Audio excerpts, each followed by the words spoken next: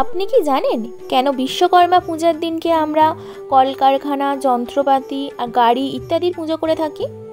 চলুন জানা যাক।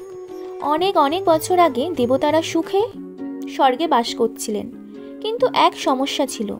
তাদের যুদ্ধের জন্য প্রয়োজনীয় অস্ত্র, থাকার জন্য প্রাসাদ বা চলাফেরার জন্য রথ কিছুই ছিল না। তখনই তারা আশ্রয় নিলেন দেবশিল্পী বিশ্বকর্মার কাছে। বিশ্বকর্মা ছিলেন এমন এক মহান কারিগর, যিনি নিজের হাতে স্বর্গে রাজপ্রাসাদ বানালেন, দেবতাদের জন্য রথ তৈরি করলেন আর তাদের শক্তিশালী অস্ত্র বানিয়ে দিলেন।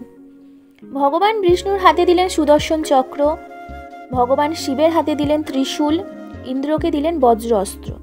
শুধু তাই নয়, তিনি অসুর রাজা রাবণের জন্য এক অসাধারণ সোনার নগরী স্বর্ণলঙ্কা তৈরি করেছিলেন। এভাবে বিশ্বকর্মা প্রমাণ করে দিয়েছিলেন যন্ত্র, শিল্প, কারিগরি আর প্রযুক্তির মধ্যে দিয়েই সভ্যতা এগিয়ে চলে। আজও তাই আমরা বিশ্বাস করি, আমাদের জীবনে যে সব যন্ত্র ব্যবহার করি, গাড়ি, মেশিন, কলকারখানা, সরঞ্জাম, এমনকি ছোট হাতুড়ি বা কাঁচিকেও, এগুলোই সব বিশ্বকর্মা দেবের কৃপায় আমাদের কাজে লাগে। তাই প্রতি বছর 17ই সেপ্টেম্বর বিশ্বকর্মা পুজো হয়। এই দিনে বাড়ির গাড়ি, মেশিন, কলকারখানা ধুয়ে মুছে সাজানো হয়। তাদের সামনে ফুল, ধূপ, চন্দন দিয়ে পুজো করা হয় আর প্রার্থনা করা হয় যেন কাজ ভালোভাবে চলে, দুর্ঘটনা না ঘটে আর উন্নতি হয়।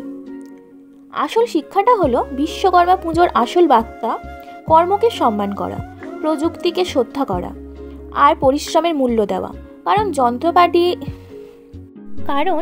যন্ত্রপাতি শুধু লোহা বা ধাতু নয়, এগুলোই মানুষের জীবনকে সহজ করে তোলে।